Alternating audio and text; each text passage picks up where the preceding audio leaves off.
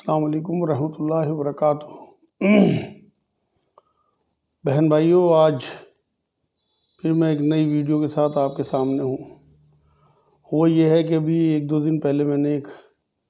Video دیکھی ہے جناب حضرت مولانا سجاد نعمانی صاحب کی۔ اس میں انہوں نے کنی صاحب کے 2 خوابوں کا ذکر کیا ہے۔ پہلے خواب میں تو انہوں نے یہ بتایا کہ انہوں نے دیکھا کہ حضور اکرم صلی اللہ علیہ وسلم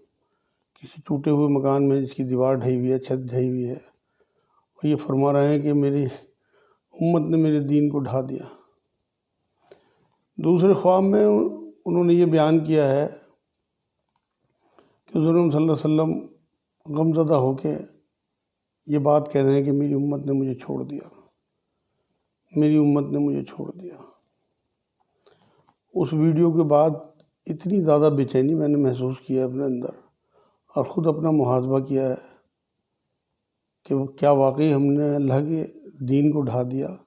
کیا واقعی ہم رسول اللہ صلی اللہ علیہ وسلم کو چھوڑے بیٹھے ہیں؟ آپ یقین کریں، میں اپنی بات کر رہا ہوں کہ مجھے واقعی بہت گلٹی ہوئی اپنے اوپر کہ میں ایسے نبی کا امتی ہوں،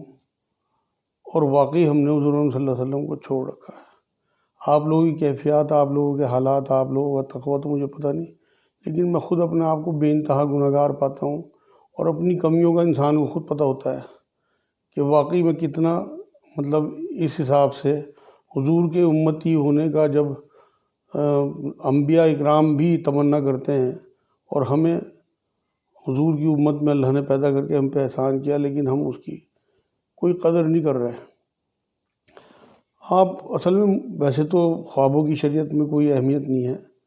لیکن اگر یہ خواب واقعی اسی طرح سے ہیں اور کہیں حضور صلی اللہ علیہ وسلم اس بات سے بے چین اور پریشان ہیں کہ امت نے انہیں چھوڑ دیا، تو یہ ہمارے لیے لمحہ فکریہ ہے اور ہماری آخرت پہ ضرب لگاتی ہے بات۔ اچھا، مجھے تھوڑا سا اس لیے بھی یہ ہوا کہ سورہ فرقان کی 30 نمبر آیت میں خود اللہ رب العزت نے یہ بات کہی ہے کہ قیامت میں نبی شکایت کریں گے کہ میری امت نے قرآن کو چھوڑے رکھا۔ قرآن کی ہی چلتی پھرتی تفسیر حضور صلی اللہ علیہ وسلم، ایک حدیث پاک جو حضرت عائشہ رضی اللہ تعالیٰ عنہ سے کسی نے پوچھا کہ حضور کے اخلاق کیسے تھے، تو انہوں نے پوچھا تھا کیا تم نے قرآن نہیں پڑھا؟ تو قرآن چھوڑنے کا مطلب حضور صلی اللہ علیہ وسلم کو ہی چھوڑنا ہے۔ سورہ طٰہٰ کی 124، 25، 26 نمبر آیت میں نے جب یہ بات پڑھی کہ قرآن اللہ کو چھوڑ، اللہ کی یاد سے غافل ہونے والوں کا جو ہے وہ اللہ ان کی زندگی تنگ کر دیتا ہے، اور ہم دیکھتے ہیں کہ آج ہم نے قرآن کو چھوڑ رکھا ہے تو ہم کتنے بے چین ہیں، کتنا اضطراب، کتنی بے چینی، کتنا ڈپریشن ہے، کیونکہ جب ہم نے قرآن چھوڑ دیا تو سمجھو صاحب قرآن کو بھی چھوڑ دیا۔ ہمیں اللہ کی پہچان دینے والے رسول اکرم صلی اللہ علیہ وسلم ہیں، ڈائریکٹ ہم اللہ کو نہیں مان سکتے۔ اللہ کے رسول کو چھوڑنے کا مطلب ہم نے اللہ کو چھوڑ دیا۔ تو سورہ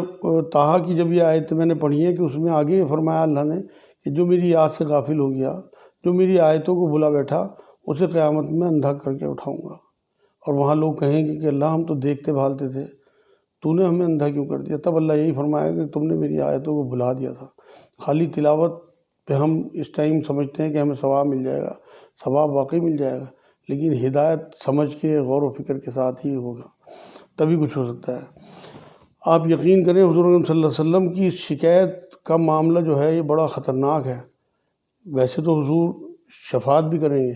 لیکن حضور ہمارے روحانی باپ ہیں۔ آج جب میں اٹھا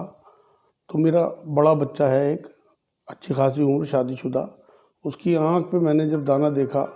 اور وہ کافی موٹی انجن ناری اس کے نکلی ہوئی دیکھی تو میرا دل اندر سے تڑپ گیا۔ مجھے پھر اسی بات کا خیال آیا کہ جب ایک ذرا سی انجن ناری پہ میرا یہ حال ہے اندر سے، تو حضور اکرم صلی اللہ علیہ وسلم جنہوں نے ساری عمر 63 سال کی پوری زندگی اپنی امت کرتے ہوئے گزاری ہے، راتوں میں تڑپا کرتے تھے، ایک ایک کا نام لے لے کے،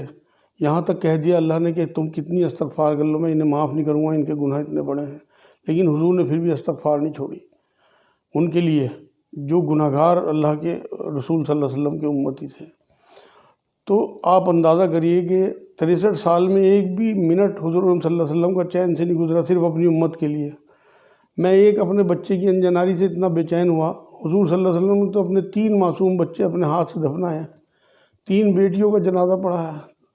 آپ اندازہ تو کریے ایسے باپ کے اوپر کیا بیتتی ہوگی کہ جس کی اولادیں اس کے ہاتھ میں مردہ اور انہیں دفن کیا ہو خود۔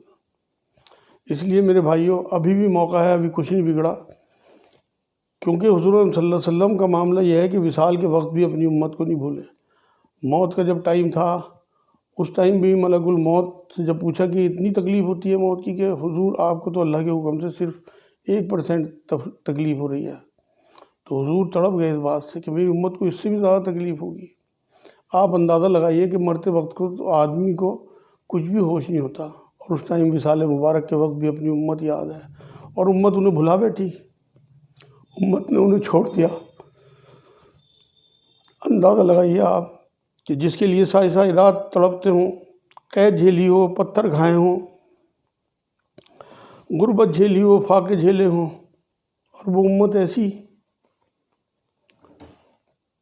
ہم اپنے کرداروں پر نظر ڈالیں کہ واقعی کیا قیامت کے دن اللہ کے رسول کو شرمندہ کرنے والے تو نہیں ہوں گے، کیونکہ اس ٹائم تمام نبی اپنی اپنی امتوں کے ساتھ کھڑے وہ ہوں گے۔ حضور بھی اپنی امت جس کی کثرت پہ حضور فخر کرتے تھے کہ میری امت اتنی بڑی ہوگی، مگر آپ اندازہ تو کریے کہ حضور کے پیچھے کھڑے ہوئے جب لوگ چور، اچکے، زانی، بد نظر، بد دیانت ہوں گے تو کیا اللہ کے رسول صلی اللہ علیہ وسلم کی آنکھیں شرمندگی سے جھکی نہیں ہوں گی؟ کیا ہم اس کے ذمہ دار نہیں ہوں گے؟ اگر خدا نہ خواستہ وہاں کسی نبی نے تانا دے دیا، اللہ نہ کرے، ویسے تو ایسا ممکن نہیں ہے، سب سے لاڈلے نبی ہیں حضور صلی اللہ علیہ وسلم، لیکن اللہ تو کہہ سکتا ہے، اللہ ہی نے کہہ دیا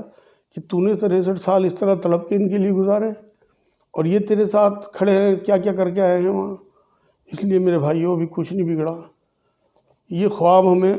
سوچنے پہ مجبور کرتے ہیں، ہو سکتا ہے یہ خواب اسی طرح سے ہوں، ہو سکتا ہے اللہ کے رسول صلی اللہ علیہ وسلم میں کوئی بے چینی ہو اس وقت امت کی وجہ سے۔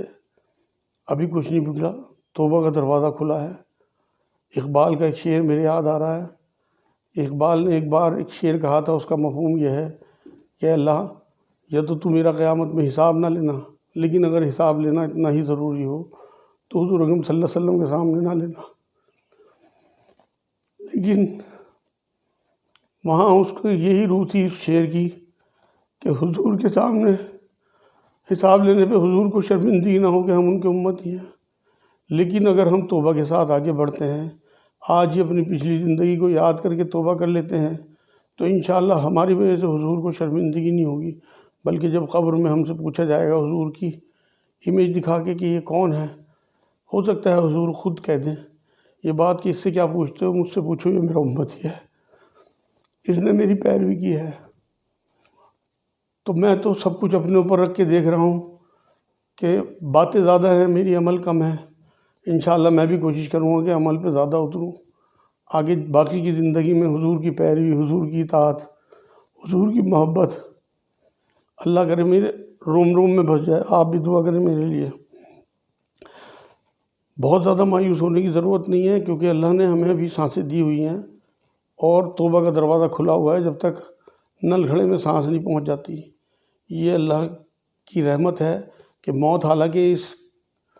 وبا کی وجہ سے، کرونا وائرس کی وجہ سے سامنے کھڑی ہے، لیکن ابھی موت نہیں آئی، تو اس کا مطلب توبہ کا دروازہ کھلا ہے۔ اگر ہم اپنی پچھلی زندگی جو ہم نے کیا ہے اس کے لیے اللہ سے توبہ کر لیں، تو اللہ خود قرآن میں سورہ زمر میں یہ بات کہتے ہیں 53 نمبر آیت میں کہ اے نبی میرے بندوں سے کہہ دو جنہوں نے اپنے اوپر ظلم کر لیا کہ وہ مایوس نہ ہوں، میں ان کے تمام گناہ معاف کر سکتا ہوں۔ اور آگے سورہ تحریم ہے 66 نمبر سورت، اس کی 8 نمبر آیت میں اللہ رب العزت نے یہ بات فرمائی ہے کہ سچی توبہ اگر تم میرے پاس لے کے آؤ گے تو میں تمہیں جنت میں داخل کروں گا۔ اس دن نبی کو اور ان کے سچے ساتھیوں کو میں مایوس نہیں کروں گا۔ تو اس لیے اپنے نبی کو مایوس ہونے سے بچائیے اور اللہ سے توبہ کریں اور نئی زندگی شروع کریں، مایوس بالکل نہ ہوں۔ میں تھوڑا سا اصل میں آج جذباتی ہو گیا، حالانکہ میں نہیں ہوتا، لیکن کئی بار آدمی اپنے اوپر قابو نہیں رکھ پاتا، لیکن پھر بھی الحمدللہ ابھی کیونکہ قرآن کی ہی آیت یہ ہے سورہ یوسف کی 87 نمبر آیت کہ اللہ کی رحمت سے مایوس نہ ہونا، کیونکہ اللہ کی رحمت سے مایوس کافر ہوتے ہیں۔ تو اللہ کی رحمت سے مایوسی، اللہ کی رحمت سے نا امیدی کفر ہے، تو ہمیں اس کفر سے بچنا ہے اور آگے کی زندگی اپنی اللہ کے رسول صلی اللہ علیہ وسلم کے حساب سے گزارنی ہے، کہ جس طرح سے انہوں نے زندگی چاہی تھی کہ ان کے امتی ایسے ہوں، کیونکہ حضور خود یہ فرمائے گئے ہیں کہ توبہ کرنے والا ایسے ہی ہے جیسے اس نے گناہ کیا ہی نہ ہو، اللہ ڈیلیٹ کر دیتا ہے۔ سورہ فرقان کی 70 نمبر آیت میں اللہ رب العزت نے یہ بات فرمائی ہے کہ توبہ کر کے جو سچے ایمان والے لوگ ہوں گے، توبہ کے بعد ایمان پہ رہیں گے، ان کے گناہوں کو میں نیکیوں میں بدل دوں گا۔ ہو سکتا ہے ہماری پچھلی زندگی جو بھی ہم نے خرافات میں گزاری ہو، گناہوں میں گزاری ہو، اللہ اس کے رسول سے غافل ہو کے گزاری ہو سکتا ہے اللہ اسے ہماری نیکیوں میں لکھ دے اگر ہم سچے دل سے توبہ کریں۔ تو آج آپ اپنے رسول صلی اللہ علیہ وسلم کی وجہ سے، صرف کہ وہ ہمارے روحانی باپ ہیں،